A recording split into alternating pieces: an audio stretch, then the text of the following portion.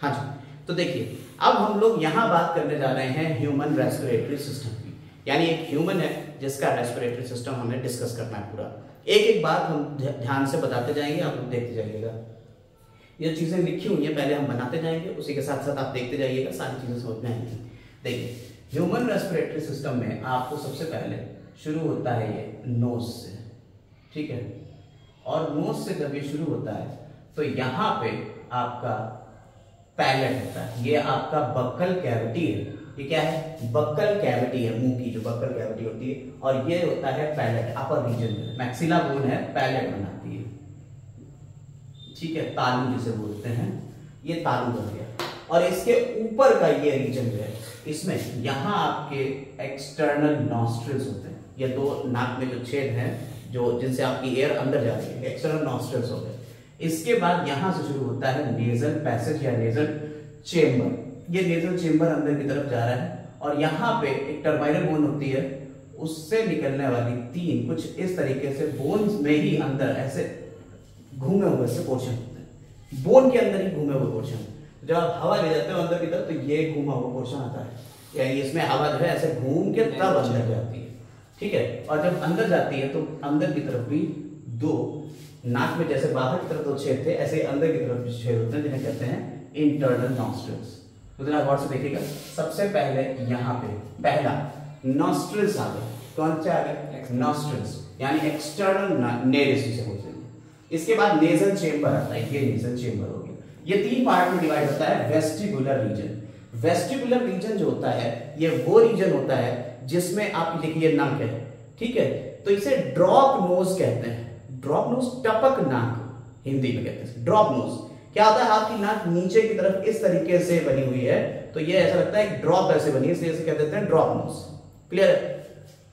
तो vestibular region पहला reason होता है जिसमें आपके बाल वगैरह होते हैं नाक में, और यहाँ पे म्यूकस मेम्ब्रेन होती है, जिससे आप जब सांस लेते हो तो सांस लेने में जो धूल के पार्टिकल्स हैं और जो कुछ भी गंदगी है वो नाक में यहाँ चिपक जाती है, तो इसे कहते हैं वेस्टिबुलर रीजन। दूसरा होता है रेस्पिरेटरी रीजन, यानी यहाँ पे अंदर की तरफ जाएगा और ये क्या करेगा? ये घूमेगा। यहाँ पे देखिए घूमने वाला रीजन कह रहा है, ये क्या करेगा? घूमेगा।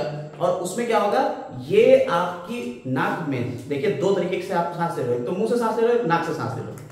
भाई कभी कभी मुंह से भी सांस लेते हैं और कभी नाक से सांस ले रहे हो। तो जब आप मुंह से सांस लेते हो तब आपको ये बाल नहीं मिलेंगे, ठीक है, ना म्यूकस मेम्ब्रेन मिलेगी, तो क्या होगा? सीधे धूल वगैरह अंदर चली जाएगी। और जब नाक से सांस लोगे तो उसके दो फायदे, पहला तो ये धूल के कण वगैरह जो हैं ये यहाँ पे चिपक जाएंगे, और दूसरी चीज जब आप हवा को अंदर ले जाओगे तो यहाँ हवा घूमेगी और घूम के तब यहाँ पहुंचेगी, और जिसकी वजह से होता क्या है? इसे नेजल कॉन्की बोलते हैं। क्या कहते हैं? नेजल कॉन्की। नेजल कॉन्की बोलते हैं, जिसकी वजह से होता यह है कि आपकी जो हवा है वो आपके बॉडी के टेम्परेचर पे आ जाती है। ये हवा किस टेम्परेचर पे आ जाती है?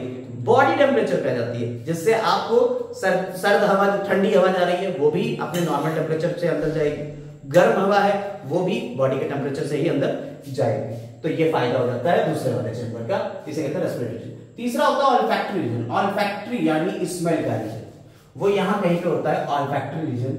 यहाँ आपकी ऑल्फैक्टरी ग्लैंड्स होती हैं जिससे आप स्मेल को फील करते हो। समझ में आ रही? जो स्मेल फील करते हो वो ऑल्फैक्टरी रीजन से। तो नाक के ही ये नेजल चेंबर के पार्ट है। अच्छा, नाक में दो पार्ट है, ये दो पार्ट है, तो बीच में नेजल सेप्टम होता है जो एक इधर और एक इधर अलग अलग करता है, वो कौन होता है? नेजल सेप्टम होता है, यानी बीच में एक नाक में पट लगा होगा, यानी सेप्टा होगा जो बीच में डिवाइड कर रहा होगा इधर और उधर दो पार्ट में। ठीक है, क्लियर होने के बाद अब आते हैं इंटरनल नेरिस या इंटरनल नॉस्ट्रिल्स। इंटरनल नॉस्ट्रिल्स, ठीक है, ये वाला पार्ट आ गया। अब अगर आप इस रीजन को देखो यहां पे, तो यहां का जो रीजन होता है, तो आपके मुंह को अगर आप खोलोगे तो यहाँ पे कुछ ऐसा लटका हुआ सा पोर्शन आपको, आप पूरा मुंह खोलते हो और अगर कहीं शीशे में देखते हो तो क्या होता है? यहाँ पे एक लटका हुआ सा पोर्शन मिलता है, इसे कहते हैं यूव्यूला। हिंदी में कहलाता है कौवा। यूव्यूला हिंदी में क्या कहलाता है? कौवा। आप पता नहीं क्यों कहते हैं इसे कौवा, लेकिन हिंदी में ये कौवा है और इंग्लिश में ये यूविला। इस यूविला के पीछे का जितना भी पोर्शन होता है इसे कह देते हैं फेरिंक्स। इसे क्या कहते हैं? फेरिंक्स कहते हैं। ये जो पूरा पोर्शन है इसे क्या कह देंगे? फेरिंक्स कह देंगे। और जो फेरिंग्स है, ठीक है, हिंदी में कहलाता है ग्रसनी। ये 3 पार्ट में डिवाइड है। कौन कौन से हैं वो 3 पार्ट समझिएगा। जो नाक के जस्ट नीचे की तरफ है, ये नाक का इंटरनल नेरिस है, ये नाक के जस्ट नीचे की तरफ जो पार्ट है इसे क्या कहते हैं, नेजोफेरिंग्स। नेजोफेरिंग्स।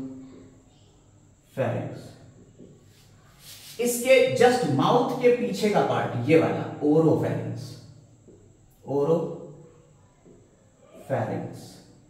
और जो यहां पे देखिए, जैसे यहां आएंगे तो अगर आप अपना मुंह को ये देखिए ऐसे बना हुआ, तो हम अगर ऐसे कर लें ये इस तरह से, तो यहां 2 पाइप दिख रहे हैं, एक आगे की तरफ पाइप होगा और एक इसके पीछे की तरफ पाइप होगा। तो जो पीछे की तरफ वाला पाइप है ना, जिससे आप सांस को खाने को ले रहे हो, ये पीछे की तरफ वाले पाइप से आप खाना ले रहे हो, ये होता है फूड पाइप।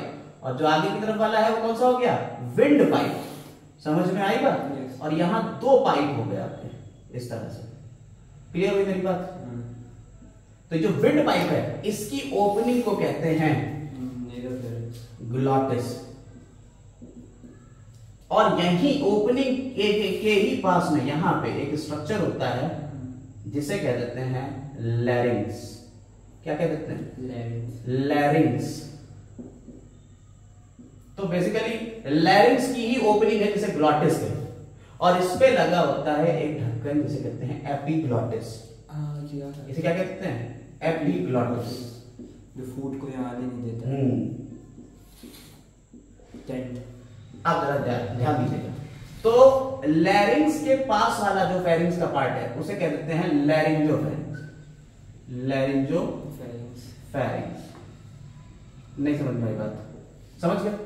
तो तीनों पार्ट समझ में आ गया। फेरिंग्स जो था वो 3 पार्ट में डिवाइड था। नेजोफेरिंग्स नाक के पास वाला, ओरोफेरिंग्स मुंह के पीछे वाला, और लैरिंजोफेरिंग्स जो लैरिंग्स के पास वाला है। क्लियर हो गई बात? अब जरा ध्यान दीजिएगा इसको।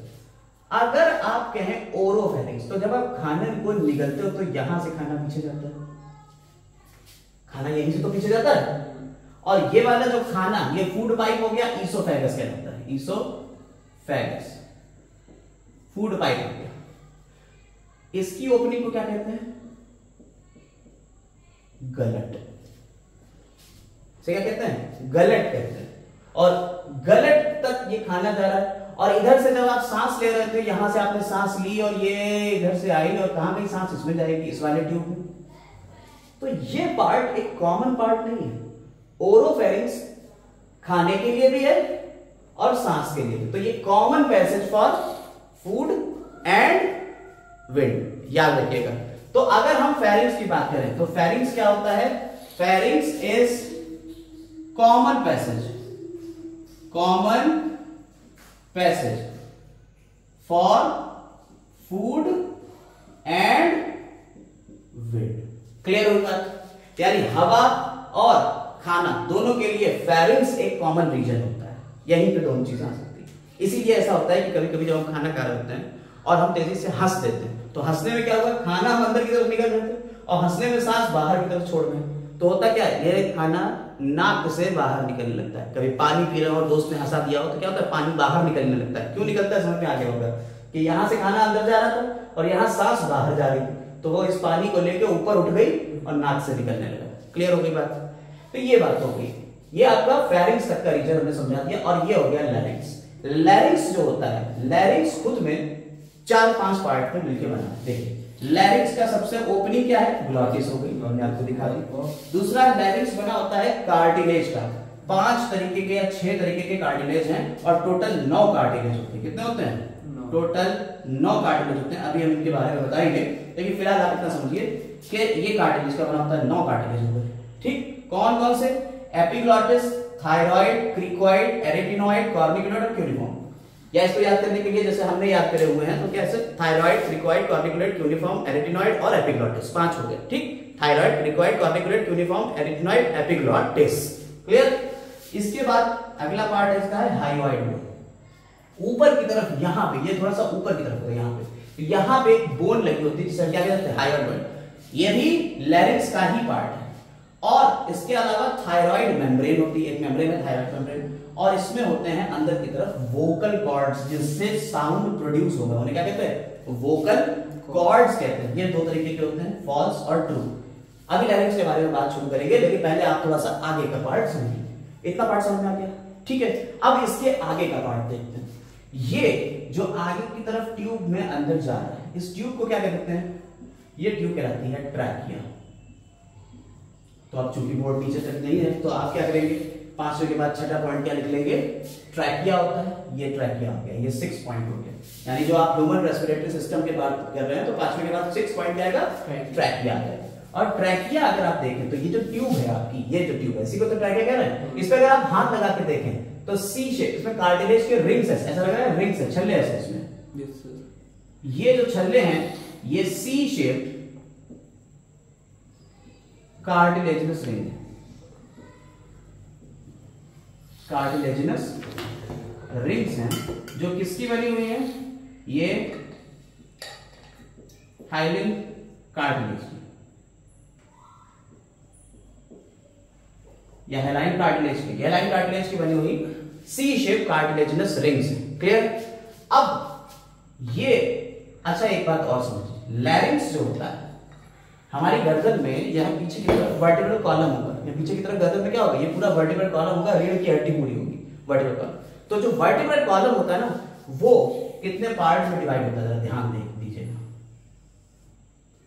वर्टिब्रल कॉलम गर्दन से शुरू हो रहा है, सर्वाइकल, फिर थोरैसिक, लंबर, सैक्रल और कॉकिक्स या कॉक्सिजन। तो सर्वाइकल, थोरैसिक, लंबर, सैक्रल और कॉकिक्स रीजन होते हैं। 5 रीजन होते हैं हमारी वर्टिब्रल कॉलम के। किसके हैं ये? वर्टिब्रल कॉलम के। वर्टिब्रल कॉलम यानी कि रीढ़ की हड्डी, यानी कशेरुकखंड हिंदी में कहते हैं। और ये छोटी छोटी हड्डियों से मिलकर बनी है। ये एक हड्डी, दूसरी हड्डी, तीसरी हड्डी, चौथी हड्डी एक दूसरे के ऊपर रखते हुए टोटल 26 हड्डियां हैं।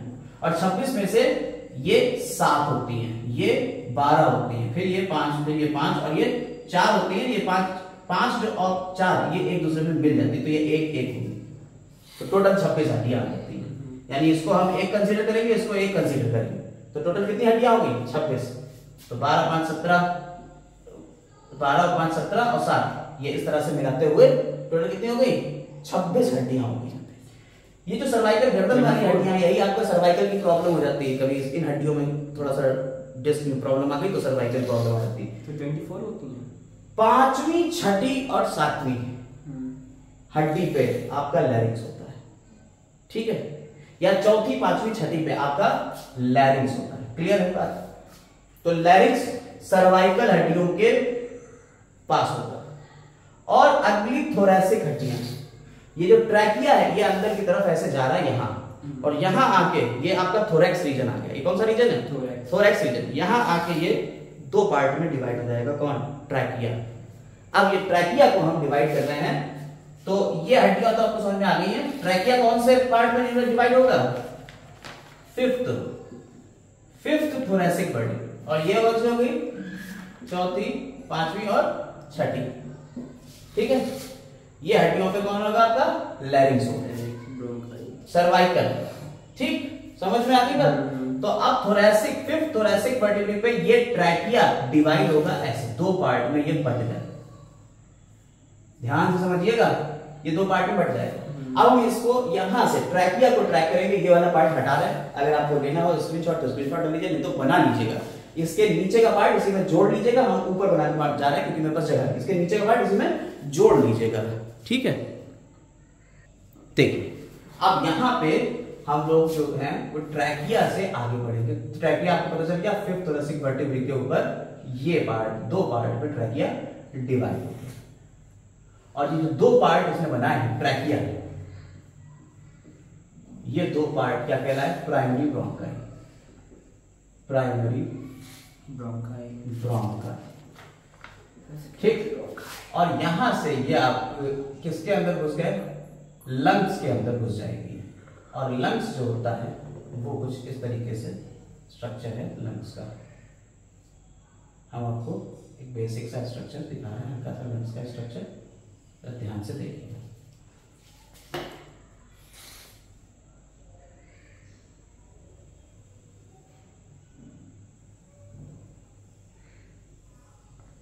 देखिए लंग्स जो होते हैं वो हमारे दो पार्ट में, ये राइट हो गया और ये लेफ्ट लंग हो गया। तो जो लेफ्ट लंग है उसमें देखिए यहाँ पे एक छोटी सी नॉच मिल रही है, अंदर की तरफ धसा हुआ है, इसे कहते हैं कार्डियक नॉच। ये थोड़ा और अंदर कर दीजिए इसको तो और ध्यान से दिख जाएगा। ये कौन सी नॉच होगी? Cardiac notch. और यहां पे ऐसी कोई नॉच नहीं मिल रही है आपको। लंग्स की जो कवरिंग होती है, दो कवरिंग्स होती है लंग्स के ऊपर, ये देखते रहिएगा ध्यान से। लंग्स में दो कवरिंग मिल रही है, उस वाले पे नहीं बनाएंगे, इसी पे बनाया जा रहा है। इन्हें कहते हैं प्लूरल मेम्ब्रेन। Pleural membrane. और प्लूरल मेम्ब्रेन दोनों के अलग अलग नाम। बाहर वाली कहलाती है पैराइटल प्लूरा, पैराइटल प्लूरा, और अंदर वाली कहलाती है विसरल प्लूरा। और प्लूरल मेम्ब्रेन के बीच में लिक्विड भरा होता है, और ये जो लिक्विड है इस लिक्विड को कहते हैं प्लूरल फ्लूइड। देखिए लंग्स के लिए वर्ड प्लूरा यूज होता है, ठीक है, प्लूरल फ्लूइड, प्लूरल फ्लूइड। तो आपको यहां पता चल गया। देखिए लैरिंक्स का हो गया 5 पार्ट। इसके बाद अगला पार्ट कौन सा था? ट्रैकिया। 6 नंबर पे हमने लिख दिया था ट्रैकिया। 6 नंबर पे क्या लिख दिया था? ट्रैकिया। और 7 नंबर पे कौन आ जाएगा? लंग्स। भाई ट्रैकिया के बाद अगले कौन सा है? लंग्स ही तो आ रहे। तो टोटल मिला के यहां तक हम पहुंच गए। तो यही हमारा पूरा हो गया एक ह्यूमन रेस्पिरेटरी सिस्टम। अब देखिए लंग्स के अंदर ये प्राइमरी ब्रोंकाई चाहिए, ठीक है, ध्यान से देखिएगा। ये वाला पार्ट समझ में आ गया? इतना लिख लिया आपने? अगर लिख लिया तो ठीक है, आगे बढ़ रहे हैं। प्राइमरी ब्रोंकाई, तो प्लूरल फ्लूइड के अंदर कभी कभी वायरल इंफेक्शन हो जाता है, या कभी कभी इसमें पानी भर जाता है, तो उसे प्लूरिसी कहते हैं। क्या कहते हैं? प्लूरिसी। लंग्स में पानी भर जाना, यहीं पे पानी भरता है, इसी कफ कहते हैं। प्लूरिसी नहीं, कफ अलग चीज है, लंग्स में पानी भर जाता है, ठीक है। अब जरा ध्यान से सुनिएगा, 2-4 बातें यहाँ पे हम कर लेते हैं। ये जो ऊपर वाला पार्ट है इसे कह देते हैं एपेक्स। ऊपर वाले पार्ट को क्या कह देते हैं? एपेक्स। एपेक्स कह देते हैं। जो नीचे वाला पार्ट आता है ना लंग्स का, लंग्स के नीचे वाले पार्ट को कह देते हैं बेस। क्या कह देते हैं इसे? बेस कह देते हैं। लंग्स के नीचे वाले पार्ट को बेस कहते हैं।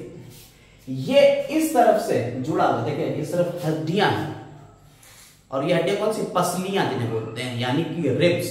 तो ये वाला रीजन हो गया कॉस्टल रीजन। और ये जो बीच का पार्ट है ना, ये जो बीच का पार्ट है इसे कहते हैं बीच के पार्ट को, जो बीच में स्पेस है, इसे कहते हैं मीडियस्टाइनम। क्या कहते हैं? मीडियस्टाइनम। तो ये वाला पार्ट हो गया मीडियस्टाइनम। तो ये प्लूरल मेम्ब्रेन यहां पे होती है, तो बिटवीन प्लूरल मेम्ब्रेन मीडियस्टाइनम स्पेस, इसे क्या कहते हैं? मीडियस्टाइनम। क्लियर है ये बात? तो यहां से आपका इतना पार्ट समझ में आ गया। अब अगर देखिएगा लेफ्ट और राइट लंग डिवाइड कैसे कैसे होते हैं। अगर लेफ्ट लंग राइट लंग की बात की जाए तो इसमें एक ये फिशर होती है, और एक फिशर होती है कुछ इस तरह से। ये फिशर है, ग्रुप ऐसी होती है, जिसकी वजह से ये 3 लोब्स में डिवाइड हो गया, ठीक है। ऊपर वाली जो फिशर होती है उसे कहते हैं हॉरिजॉन्टल फिशर, और जो नीचे वाली है उसे ऑब्लिक फिशर कहते हैं। हॉरिजॉन्टल फिशर, और नीचे वाली कौन सी हो गई? Oblique fissure. जरा ध्यान से देखते रहिएगा। हॉरिजॉन्टल फिशर जिसने क्या करा, ये काटा, और ऑब्लिक फिशर। तो इस तरह से ये 3 पार्ट में डिवाइड हो गया, ठीक। ये 3 पार्ट हो गए। क्लियर हो गई बात? सारे पार्ट आपको समझ में आ रहे? जो बीच का स्पेस है मीडियस्टाइनम बोलते हैं, ठीक है। अब जरा आगे बढ़ते हैं। बीच में कर दीजिए। बीच वाला स्पेस जो है वो मीडियस्टाइनम है, इसे हम हटा दे रहे हैं यहाँ से। आप ध्यान से देख लीजिए। अब वो वाला अलग कितने पार्ट में? देखिए कार्डियक नॉच आपको पता है। कार्डियक नॉच क्या होगी? कार्डियक नॉच ये है जिसमें आपका हार्ट जो होगा वो अंदर की तरफ फंसा रहेगा, ऐसे धंसा होगा, ठीक है। अब ये वाला कितने पार्ट में डिवाइड होता है? बाहर से दिखा रहा है, एक्सटर्नल बात है, ठीक है। तो यहां पर सिर्फ एक ऑब्लिक नॉच, यहां क्या होती है? ऑब्लिक नॉच होती है। ठीक, तो ये नीचे वाला हो गया इंफीरियर लोब, ऊपर वाला हो गया सुपीरियर लोब। इसमें तो ये हो गया इंफीरियर लोब, इंफीरियर लोब, और ऊपर वाला कौन सा हो गया? सुपीरियर लोब हो गया। यहां कौन कौन से लोब हो गए? आपका इंफीरियर लोब हो गया, मिडिल लोब हो गया, और ऊपर वाला कौन सा हो गया? सुपीरियर लोब हो गया। नहीं समझे? ऊपर वाला कौन सा हो गया? सुपीरियर लोब, ये वाला सुपीरियर लोब। ये वाला कौन सा हो गया? Inferior lobe. ये वाला कौन सा हो गया? Middle lobe. इस तरह से बाहर से आप देखेंगे तो आपका लग जो है वो बाहर से इस तरीके से डिवाइड होगा। अब अंदर की तरफ क्या होता है? तो ये पूरा ट्रैकिया जो है ये अंदर की तरफ primary bronchi, secondary bronchi, tertiary bronchi, ऐसे ब्रोंकाई में डिवाइड रहेगा। हम उसको अब ट्रेस करने जा रहे हैं। यहां तक का पार्ट आपको समझ में आ गया हो क्या? इसका स्क्रीनशॉट ले लीजिए। ठीक है, तो देखो अब प्राइमरी ब्रोंकाई को हम फर्दर डिवाइड करने जा रहे हैं। देखिएगा, प्राइमरी ब्रोंकाई कुछ इस तरीके से डिवाइड होती है। हम आपको यहाँ 3 पार्ट में डिवाइड करके दिखा दे रहे हैं, लेकिन ऐसा नहीं कि 3 ही पार्ट में। प्राइमरी ब्रोंकाई जैसे ही डिवाइड हुई तो ये क्या बना देती है? Secondary bronchi. Secondary bronchi, secondary bronchi further divide होगी और ये पतली होती चली जा रही है। ठीक है, tertiary bronchi, tertiary bronchi, tertiary bronchi आगे फर्दर डिवाइड होते होते होते होते हम आगे कहीं दिखा रहे हैं, बहुत बार, लगभग 25 बार ये डिवाइड होंगी और तब कहीं जाके एल्वियोली तक पहुंचती है। लेकिन हम थोड़ा सा कट कर रहे हैं बीच का पार्ट और ये बना देती है टर्मिनल ब्रोंकाई, टर्मिनल ब्रोंकाई। इसके बाद टर्मिनल ब्रोंकाई आगे और फर्दर डिवाइड होगी और फाइनली ब्रोंकाई डिवाइड होकर ब्रोंकियोल बनती है। और ब्रोंकियोल भी टर्मिनल ब्रोंकियोल में और टर्मिनल ब्रोंकियोल एल्वियोलर डक्ट में, एल्वियोलर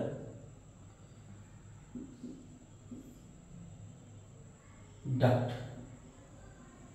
और एल्वियोलर डक्ट से फिर एल्वियोली।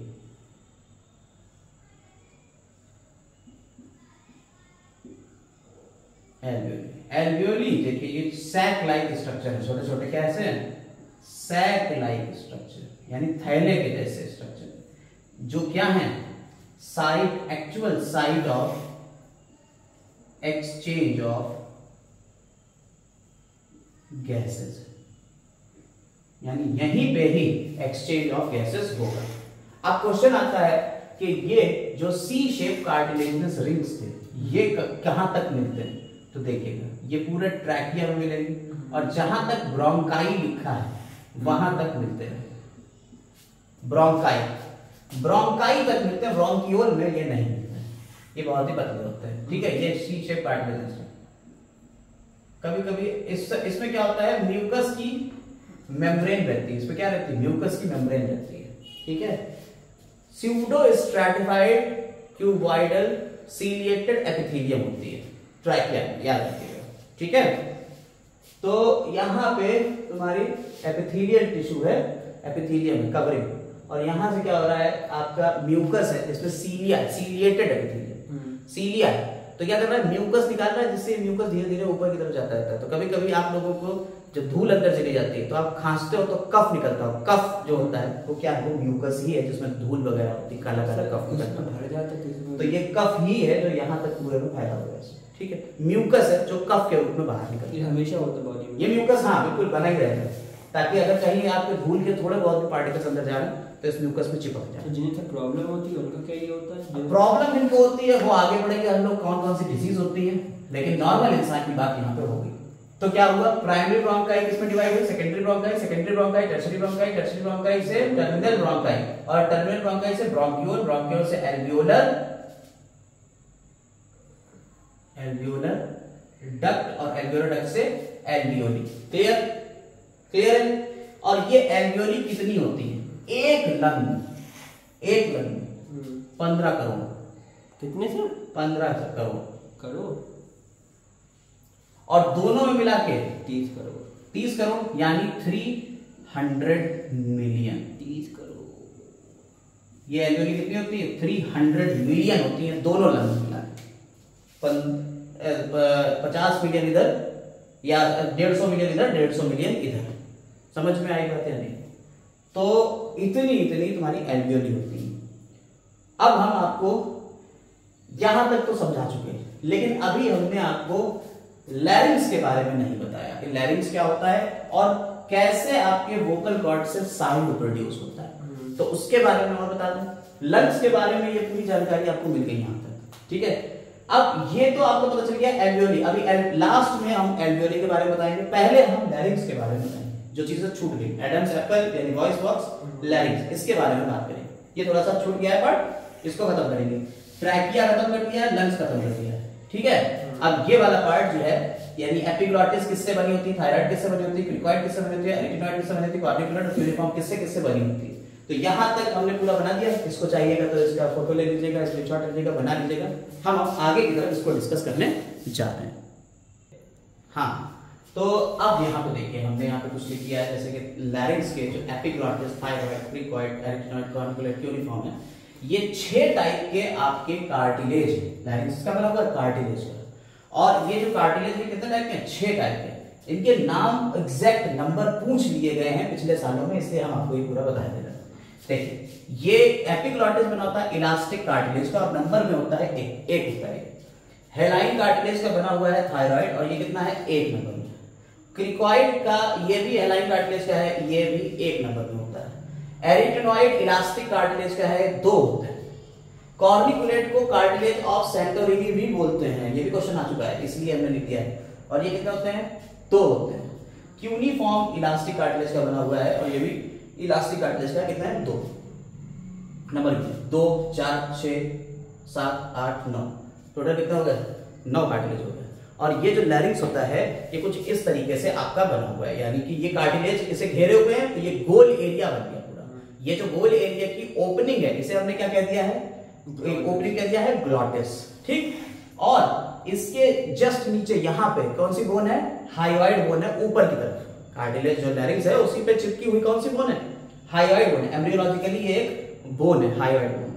और इसके ऊपर थायराइड मेम्ब्रेन है। जो थायराइड मेम्ब्रेन होती है वो इसी में आपका थायराइड कार्टिलेज को जोड़े रहती है ऊपर से, हाइवाइड बोन से, ठीक है।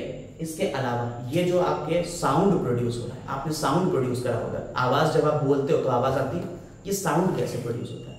आपने फिजिक्स में पढ़ा होगा और ये देखा भी होगा। जो इलास्टिक होती है आप उसे लीजिए और ऐसे पकड़ के करिए तो आवाज आती है ना। जो रबड़ होती है, जो इलास्टिक होती है, उसको आप पकड़िए और ऐसे खींचिए तो आवाज आती है। तो क्या होता है? वाइब्रेशन से आवाज आती है, यानी वाइब्रेशन से साउंड प्रोड्यूस होता है। क्योंकि साउंड एक वेव, वाइब्रेशन क्या है? वाइब्रेशन से आपका एक डिस्टरबेंस क्रिएट होता है और डिस्टरबेंस से वेव बनी और वेव से साउंड बन गया। क्लियर? ये मैकेनिज्म आपको साउंड की पता चल गई कि साउंड कैसे प्रोड्यूस हो रहा है। हमारे लैरिंग्स के अंदर 2 वोकल कॉर्ड्स होते हैं कुछ इस तरीके से। ये पेरिटोनियम के फोल्ड्स होते हैं जो अंदर की तरफ होते हैं, इसके अंदर पड़े हुए ऐसे 2 फोल्ड, एक ऊपर और एक नीचे। और ये फोल्ड्स जो हैं जब हम हवा को बाहर की तरफ निकालते हैं तो ये फोल्ड्स हिलते हैं। और जब हिलते हैं तो क्या होता है? हवा में साउंड प्रोड्यूस हुआ और साउंड प्रोड्यूस हुआ और उनको वर्ड्स में कौन कन्वर्ट कर रहा है? आपकी जबान। जब आपकी जबान जो है टंग अलग अलग तरीके से मूव करती है तो यही साउंड वर्ड्स के फॉर्म में बाहर निकल रहा है। क्लियर? अब बात आती है कि किसका लो पिच वॉइस होती है और किसकी हाई पिच वॉइस होती है। और ये जो 2 वोकल कॉर्ड्स थे, ये वोकल कॉर्ड्स कौन से फॉल्स हैं, कौन से ट्रू हैं? जरा ध्यान देखिए। जो ऊपर वाले होते हैं, अपर, जो ऊपर वाले होते हैं ये पतले पतले होते हैं, इनकी वजह से ज्यादा साउंड प्रोड्यूस नहीं हो पाता है। जो नीचे वाले हैं ये ट्रू हैं, ठीक है, ये लोअर। तो लोअर वाले वोकल कॉर्ड्स कैसे हैं? ट्रू हैं। अपर वाले कैसे हैं? फॉल्स। और इन दोनों के बीच एक गैप होता है। जो गैप है उस गैप को कह सकते हैं रीमा ग्लॉटिटिस। याद रखिएगा, इस गैप को क्या कहते हैं? रीमा ग्लॉटिटिस, जो वोकल कॉर्ड्स के बीच का गैप होता है। अब जब आप खाना निगलते हो तो क्या होता है, ये एपिग्लॉटिस से टच हो जाता है और खाना पीछे की तरफ चला जाता है और वोकल कॉर्ड्स बंद हो जाते हैं, इस तरह से खाना अंदर नहीं जाता है। ठीक, अब यहाँ पे साउंड का जरा से देख लेते हैं। हाँ, तो मैन में generally have lower range of pitch than women, यानी वुमेन्स की पिच ज्यादा होगी हाई पिच वाइज और हम लोगों की लो पिच वाइज होती है, इसलिए ज्यादा भारी होती है, वुमेन्स की आवाज पतली होती है। इसके अलावा vocal cords are made up of yellow elastic covered by stratified squamous epithelium। ये वोकल कॉर्ड्स जो है वो स्ट्रैटिफाइड स्क्वैमस एपिथेलियम से कवर्ड रहते हैं। इसके अलावा ट्रैकिया में अभी हमने आपको बताया कि pseudo stratified ciliated columnar epithelium होती है और लंग्स को हम पल्मोनस भी कहते हैं और इसका पूरा स्ट्रक्चर हम पहले ही डिस्कस कर चुके हैं। क्लियर? तो यहां तक की सारी बातें हमारी हो गई और यही एक ह्यूमन रेस्पिरेटरी सिस्टम में आता है। Nostrils, nasal chamber, internal naris, pharynx, pharynx तीन पार्ट में, नेसोफेरिंक्स, ओरोफेरिंक्स, लेरिंजोफेरिंक्स और फेरिंक्स कॉमन पैसेज है फॉर फूड एंड विंड और लैरिंक्स जो होता है वॉइस बॉक्स होता है जिसमें जो ओपनिंग हो गई ग्लॉटिस, कार्टिलेज के बने हुए वो स्ट्रक्चर्स, हाइयोइड बोन, थायराइड मेम्ब्रेन और वोकल कॉर्ड्स। इस अलावा ट्रैकिया होता है, ट्रैकिया डिवाइड होता है प्राइमरी ब्रोंकाई में और प्राइमरी ब्रोंकाई जिसके अंदर एंटर करती है वो है लंग्स और लंग्स का स्ट्रक्चर आपने पूरा देख लिया। अब लंग्स के नीचे देखिए, जरा ध्यान से देखिएगा, ये जो आपका लंग्स अभी बनाए थे हमने कुछ इस तरीके से स्ट्रक्चर बना दिया था लंग्स का, तो लंग्स का कुछ ऐसा स्ट्रक्चर आपने देखा, ठीक है, ये स्ट्रक्चर। तो इसके नीचे यहां पे एक मेम्ब्रेन होती है जो इस तरीके से डोम शेप स्ट्रक्चर होता है, इसे कहते हैं डायफ्राम। क्या कहते हैं? डायफ्राम। और ये जो बीच का स्पेस है इसे अभी हमने आपको बताया क्या कहते हैं, इसे मीडियस टाइम। ये कॉस्टल सरफेस हो गई, ये मीडियन सरफेस हो गई, ये वाली सरफेस कौन सी हो गई? Median surface. बीच में इसके प्लूरल फ्लूइड भरा हुआ है। अब जरा ध्यान से समझिएगा बात। लंग्स आपके इस एरिया में है, थोरैसिक एरिया में है। थोरैसिक एरिया में है तो ये कहलाता है थोरैसिक चेंबर। क्या कहलाता है? Thoracic chamber. थोरैसिक चेंबर या थोरैसिक कैविटी। थोरैसिक कैविटी, ठीक। इसके अंदर क्या है? आपके लंग्स है। एक कैविटी को जब आप देखते हो तो आप किसी कमरे में बैठे होंगे तो कैविटी 6 दीवारों से मिलकर बनी हुई है। सबसे नीचे एक दीवार है, ऊपर एक दीवार है, दाएं बाएं है, आगे पीछे 6 दीवारें हैं। ऐसे ही एक कैविटी तैयार होती है। इसमें कैविटी कैसे तैयार होती है? देखिए, आगे की तरफ ये एक बोन होती है, एक हड्डी होती है, इसे कहते हैं स्टर्नम। स्टर्नम ये किसकी तरफ है? फ्रंट में। सामने क्या है? स्टर्नम। पीछे की तरफ कौन सी होगी? वर्टिब्रल कॉलम, ठीक। पीछे की तरफ वर्टिब्रल कॉलम। ये किधर होगी? बैक साइड में। और जो साइडें हैं वर्टिब्रल कॉलम से क्या निकल रही है? पसलियां निकल रही है, रिब्स निकल रही है, ये आगे की तरफ आ रही है। तो रिब्स जो हो गई ये क्या बना रही है? लेफ्ट और राइट साइड्स बना रही है, ठीक है। नीचे की तरफ अभी हमने बताया एक झिल्ली ऐसी मेम्ब्रेन है जिसे हम क्या कह रहे हैं? डायफ्राम। ये किधर है? लोअर साइड में। और अपर साइड में यहां क्लैविकल बोन होती है, क्लैविकल बोन। क्लैविकल बोन ये आपका थोरैसिक कैविटी है। इसके अंदर, इस पूरे कटघरे के अंदर कौन है? लंग्स है। और लंग्स जो हैं उनको जब आप फुलाएंगे और पिचकाएंगे तभी सांस अंदर और बाहर जाती है। यानी थोरैसिक कैविटी के बढ़ने और घटने से ही सांस अंदर बाहर जाती है। इंस्पिरेशन और एक्सपिरेशन की बात होती है। लेकिन उससे पहले हम अब आपको एक एल्वियोली का स्ट्रक्चर दिखा देते हैं। एक एल्वियोली का स्ट्रक्चर देख लीजिए, एक्सचेंज ऑफ गैसेस कैसे हो रहा है वो देख लीजिए, ठीक है। आगे जल्दी से, आपने एल्वियोली देखी थी, लंग्स को पूरा ट्रैक करते हुए गए और लंग्स जो छोटे छोटे सैक लाइक स्ट्रक्चर्स पे बढ़ गया उसे आपने क्या कह दिया था? एल्वियोली कह दिया था। जो सैक लाइक छोटे छोटे स्ट्रक्चर थे इन्हीं को तो आपने एल्वियोली कहा। और एल्वियोली के बगल में होती है एक कैपिलरी जिसे एल्वियोलर कैपिलरी बोलते हैं। ये ब्लड को कैरी करती है, ये क्या है? Alveolar capillary. एल्वियोलर कैपिलरी, इसमें क्या आएगा? ब्लड आ रहा होगा। इस तरफ से डीऑक्सीजनेटेड ब्लड आता है। कैसा ऑक्सीजनेटेड है? डीऑक्सीजनेटेड। डीऑक्सीजनेटेड मतलब क्या होगा? इसमें ऑक्सीजन कम होगी और कार्बन डाइऑक्साइड ज्यादा होगी। और ये है आपकी एल्वियोली। एल्वियोली की जो दीवार बनी हुई है ये स्क्वैमस एपिथेलियम की है। Squamous epithelium of alveoli. ठीक, ये वॉल किसकी बनी हुई है? स्क्वैमस एपिथेलियम की बनी। ये जो कैपिलरी है, कैपिलरी की वॉल जो होती है बनी हुई, ये जो वॉल बनी हुई है कैपिलरी की, ये एंडोथीलियम, कैपिलरी एंडोथीलियम। और ये जो इन दोनों के बीच में ग्राउंड मैट्रिक्स है, ये क्या कहता है? Ground substance. ये क्या कहलाएगा? Ground substance.